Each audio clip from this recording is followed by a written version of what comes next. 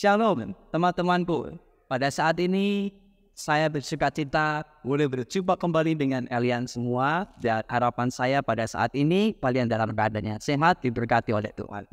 Ya, pada saat ini kita boleh memasuki di Sabat yang ke-13. Tidak terasa triwulan yang ketiga di tahun 2023 ini sudah mau berakhir. Dan pada saat ini kita memiliki judul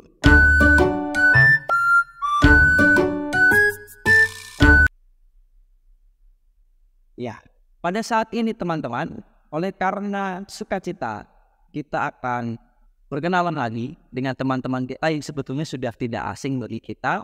Kita akan berjumpa dengan teman-teman kita. Kalian persilakan. Hai, perkenalkan nama saya Samuel Putra Wibowo. Saya kelas 12 MIPA. Saya bersekolah di Pendidikan Advent Semarang. Shalom, perkenalkan nama saya Nova Putra Kristianto. Saya kelas 12 IPS dari Pendidikan Advent Semarang. Perkenalkan nama saya Nathanael Hagius Israel Riyatno. Saya bersekolah di Pendidikan Advent Semarang dan sekarang saya berada di kelas 2. Baik, terima kasih. Ada Nathanael, Noval, dan Samuel. Samain. Like me, Noval, Samuel, dan Nathanael. Oke. Teman-teman, kita akan belajar di pelajaran kita untuk Sabat ini. Namun sebelumnya kita akan sampaikan ayat intinya terdapat di dalam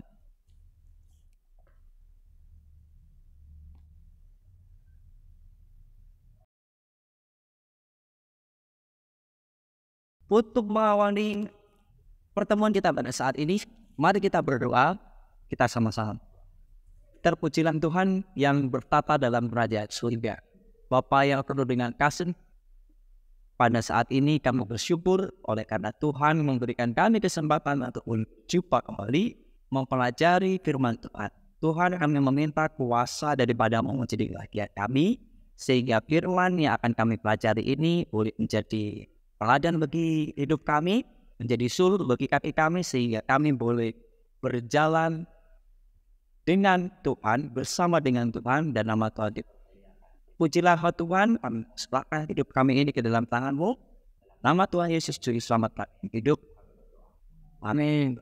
Ya teman-teman, pada saat ini kita berbicara mengenai pelajaran di mana kita boleh diarahkan di dalam Matius pasal yang ke-17, ayat yang ke-24 sampai 26, dan juga di dalam Matius pasal 18 ayat 1 sampai 4, serta Matius pasal 20 ayat 20 sampai 28.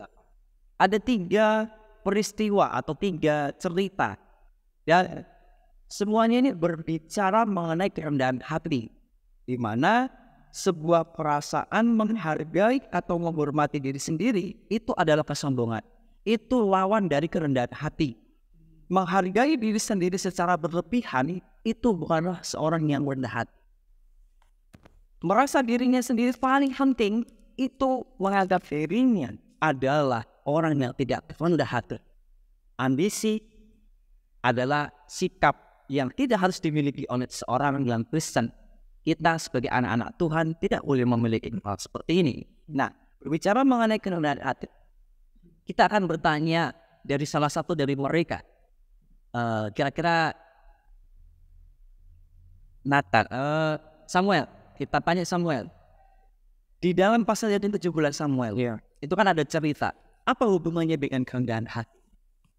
Kalau menurut saya ini, di sini kan bercerita tentang Yesus tiba ke Kapernaum dan Yesus ini dimintain bayaran oleh pemungut bea cukai ini. Tapi Yesus ini bingung, bertanya dulu ke Petrus kan. Mereka ini, raja-raja ini tuh hasilnya tuh dari rakyat atau dari orang asing. Dan si Petrus ini menjawab dari orang asing. Maka si Yesus ini dengan mungkin karena kebaikannya juga yang memberikan contoh pada rakyat ini untuk membebaskannya juga. Maka Yesus itu menyuruh si Petrus ini untuk memancing dan mengambil ikan pertama itu dan membuka mulutnya. Terus itu dapat uang 4.000 dirham di dalamnya situ untuk membayar pemungut bea cukai ini. Maka Yesus ini memberikan sedikit contoh kepada rakyat itu suatu kewajiban bagi mereka untuk membayar bea cukai. Baca ya, jadi Yesus memberikan contoh kepada murid-muridnya dan juga rakyatnya yang lain bahwa meskipun seharusnya pajak itu dibayar oleh orang asing, tetapi kita yang pribumi tetap harus bayar karena itu jadi contoh bagi mereka seperti itu ya. Mungkin ada pertanyaan dari cerita ini, teman-teman. Oh ya, Noval. Biasanya kan dalam cerita Yesus itu kan banyak perumpamaan. Nah di setiap perumpamaan biasanya ada konsep keselamatan yang bisa kita tahu gitu. Nah kalau menurut cerita ini kira-kira ada nggak sih konsep keselamatan itu? Karena enggak, Kalau menurut aku ini mungkin sedikit ya. Kita itu sebagai manusia kan, kita tuh diciptakan oleh Allah. Dan Tuhan sendiri ini telah memberikan janji untuk dirinya itu sebagai tebusan dosa kita. Padahal seharusnya kita sendiri itu yang menebus itu, bukan Tuhan. Dan itu mungkin kita bisa mengenal Tuhan karena kerendahan hatinya itu melalui tebusan itu. Oh, jadi maksudnya adalah ketika manusia berdosa, manusia ini kan pertama jadi keluarga Allah. Ketika berdosa sudah tidak menjadi keluarga Allah, artinya orang asing ya. Harusnya ketika mereka bayar pajak, yang bayar pajak adalah yang orang asing ini, manusia ini ya. Tetapi Tuhan Yesus katakan bahwa mereka ini tidak bisa menebus kecuali dirinya, melalui dirinya, sehingga Yesus itu mati di kayu salib. Jadi tidak ada seorang pun yang bisa menebus kecuali melalui darah Yesus. So, seperti itu maksudnya. Nah, itu mungkin contoh kerendahan hati daripada Tuhan, yaitu bahwa Yesus yang sebetulnya tidak perlu untuk membayar dosa melalui darahnya. Dia lakukan itu. Itu membukti bahwa Tuhan kita itu juga rendah hati. Jadi kita sebagai anak-anaknya juga rendah hati. Mungkin ya. Oke. Seperti itu, Noval mungkin jawabannya. Oke. Nah, jadi ada hubungannya teman-teman bahwa kerendahan hati itu juga sifat daripada Tuhan kita. Tuhan kita ini juga rendah hati. Dan inilah konsep keselamatannya, bahwa kita tidak bisa membayar. Yang membayar ya pribumi, atau yang membayar itu ya Yesus itu sendiri. Itu. Nah, sekarang ke pasal yang ke-18 nih. Pasal 18 ini apa hubungannya dengan konsep kerendahan hati? Mungkin Nathanael Boleh. Baik, di pasal 18 ini kan pada waktu itu murid-murid Yesus tuh datang terus mau tanya, Tuhan siapa sih yang terbesar dalam kerajaan surga? Terus Tuhan Yesus menggendong seorang anak kecil untuk istilahnya dijadikan contoh.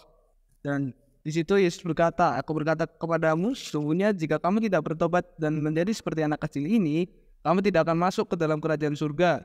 Sedangkan barang siapa merendahkan diri dan menjadi seperti anak kecil ini, dialah yang terbesar dalam kerajaan surga. Dan juga barang siapa menyambut seorang anak seperti ini dalam namaku, ia menyambut aku.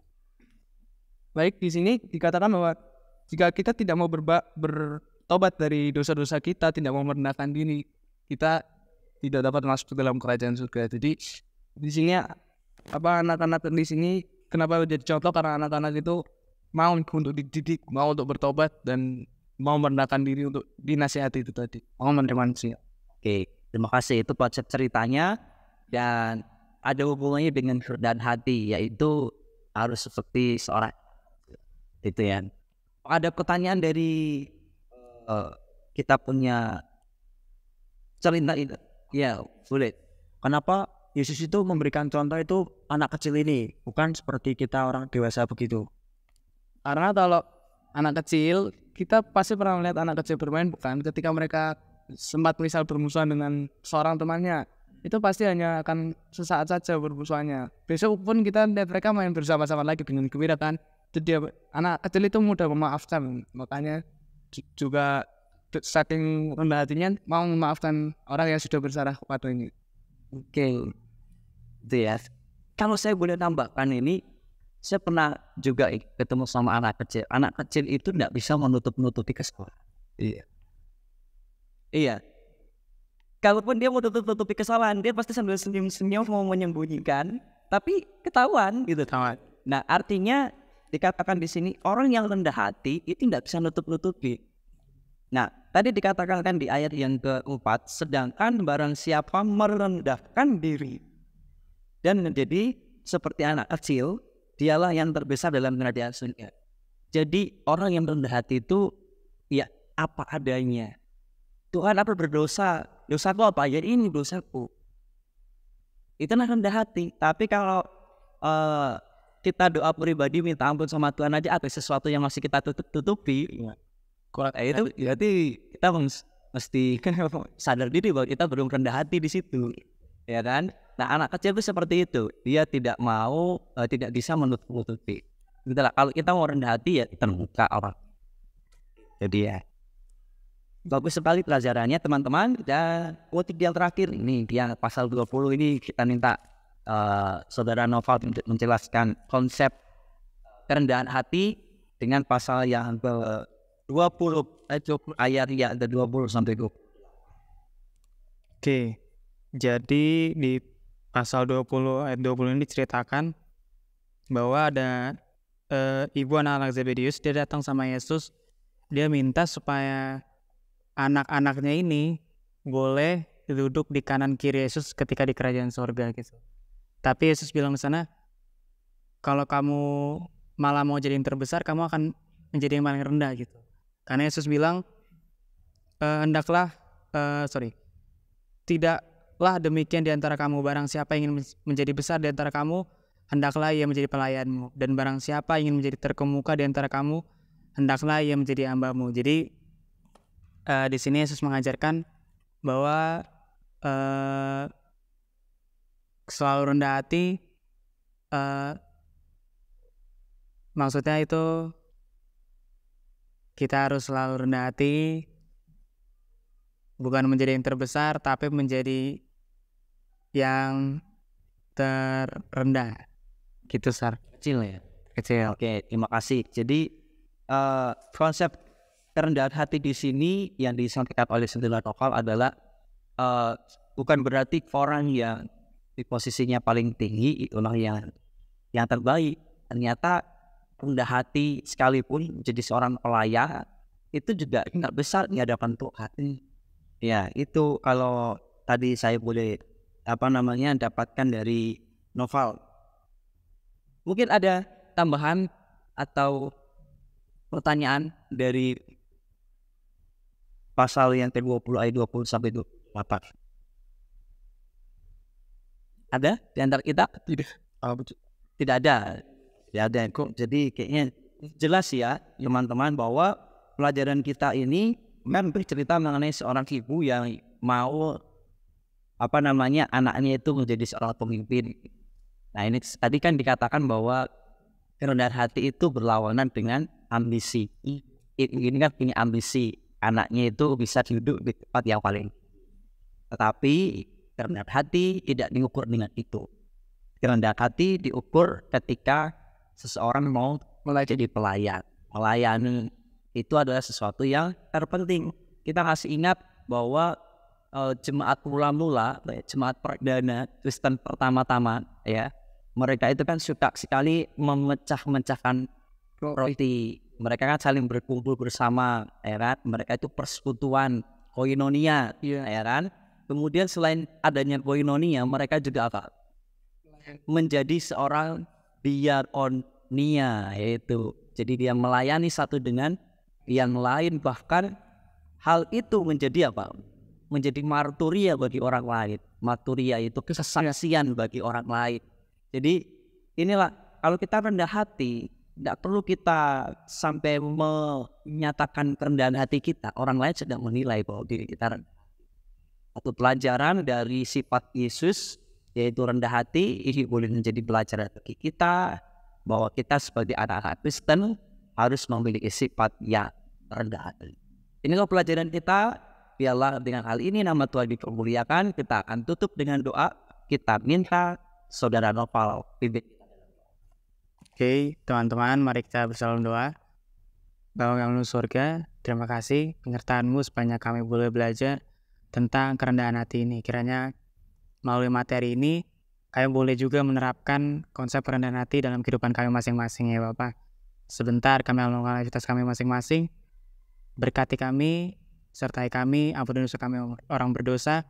Dalam Tuhan Yesus kami telah berdoa dan bersyukur. Amin. Jadi teman-teman, inilah pertemuan kita. Sampai bertemu di waktu-waktu yang akan datang. Kiranya Tuhan memberkati.